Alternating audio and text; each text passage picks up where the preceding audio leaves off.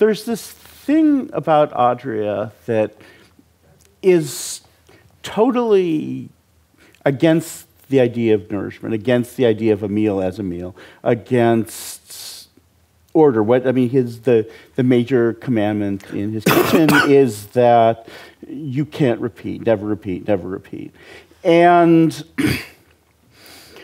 there are, sometimes I like to bring up the example of this dish that he was serving in his last year. I don't know if you had this one, but it was essentially this volleyball.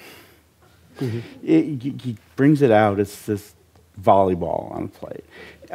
It had been made from gorgonzola cheese that had been hydrated, I assume. I assume there was probably some kind of plasticizer introduced to it.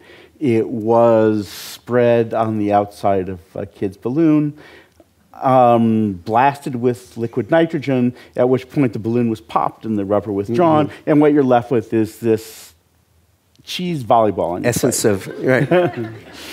And you know, I think when they asked me, do you have any allergies, I said athletic equipment. And so they never brought that, they never brought that out to me. Very good.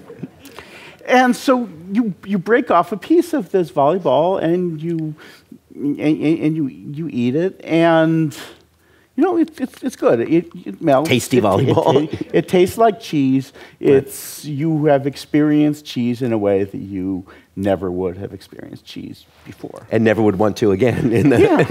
But you don't need to again. Right. I mean, once you've had a cheese volleyball, it's not like they're going to put cheese volleyballs in banquet hungry men dinners. Right. I mean, it's not going to catch on. Right. No, you're not going to bring it. But the thing, it's realistically, if he just given you a piece of cheese, you would have eaten it and it would have tasted better. Yeah.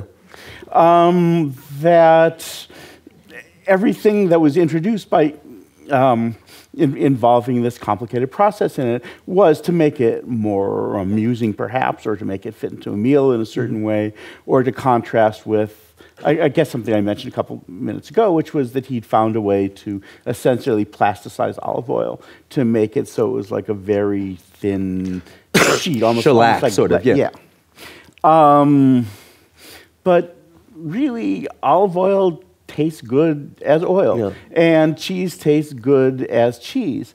And I'm not saying that he wasn't making a point, though I don't know what the point was, to present it in that way, but I'm not sure it was an art point. I don't think it had anything to do with cuisine. Well, it's fascinating you make that distinction. By the way, does everybody, just to be lucid, everyone knows we're talking about Ferran Adrià, who was the great Spanish or Barcelona chef who ran El Bulli for many years and is in the process of turning it into a foundation, and I think can fairly be said to be the most influential chef of the past 20 years or so. Would you not agree? You could say that. Inventor of molecular cuisine.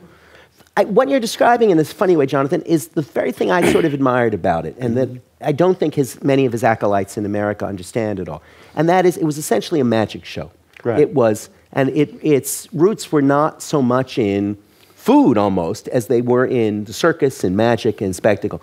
And I happen to love magic. It's always been one of my dreams is to get to the Magic Castle here in LA, where my friend Jamie Ian Swiss, who I wrote a profile of once, the great card magician, works. And magic is something similar about it because you know it's a trick. That is, they do something astonishing, and you know it's not magic. They did it some way, right? Yeah. And if you keep that element of skepticism, it can be quite dull and sort of seem sort of pointless. But what I liked about, and similarly with Adrià, say, I like olive oil. I prefer it from a good bottle to actually having it presented as a shellac on a volleyball.